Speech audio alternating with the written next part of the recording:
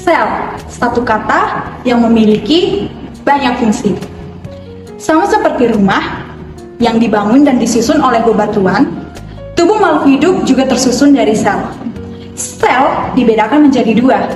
Ada uniseluler yang dapat kita temukan pada bakteri, dan ada multiseluler yang dapat kita temukan pada tumbuhan, hewan, dan manusia. Di dalam sel terjadi fungsi kehidupan. Salah satunya kegiatan respirasi, ekskresi, sintesis, dan lain-lain.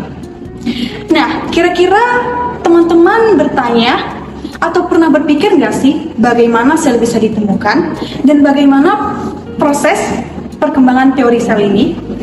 Maka dari situ, mari kita simak dialog berikut ini.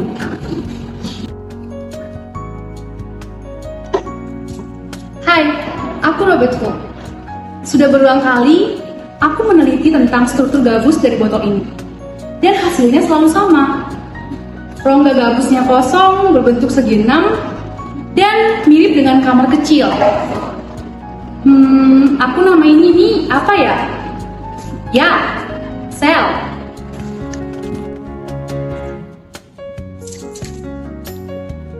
Halo, saya Felix Dezani. Berdasarkan hasil penelitian saya, cairan yang terdapat di dalam sel merupakan bagian terpenting dari sebuah sel. Nah, cairan ini dikenal dengan protoplasma. Protoplasma pertama kali diperkenalkan oleh Johannes Purkinje. Halo, nama saya Martin Setiada dan saya ditemani oleh teman saya yang bernama Iswan. Saya meneliti sel tumbuhan dan teman saya ini meneliti sel hewan. Nah, berdasarkan hasil penelitian kami berpendapat bahwa tubuh tumbuhan dan tubuh hewan tersusun atas yang namanya sel.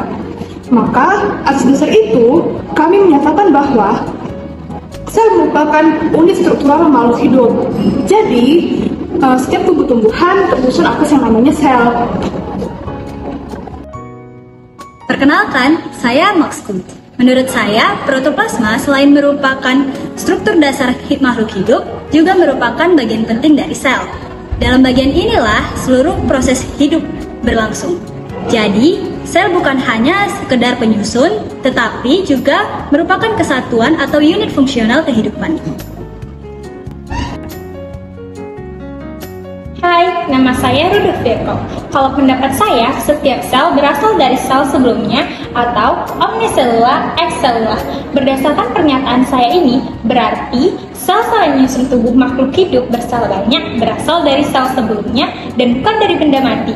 Dengan kata lain, proses pertumbuhan pada organisme bersel banyak terjadi karena adanya proses pertambahan jumlah sel dan pembesaran sel-sel pada organisme tersebut. Maka, berkembanglah teori sel baru yang menyatakan sel merupakan unit atau kesatuan pertumbuhan. Nah, selain dari para ilmuwan-ilmuwan yang tadi, ada juga nih ilmuwan yang bernama Robert Brown, yang mana dia menemukan sebuah sel atau inti sel ataupun nukleus pada tanaman anggur. Sekian cerita singkat dari penemuan sel.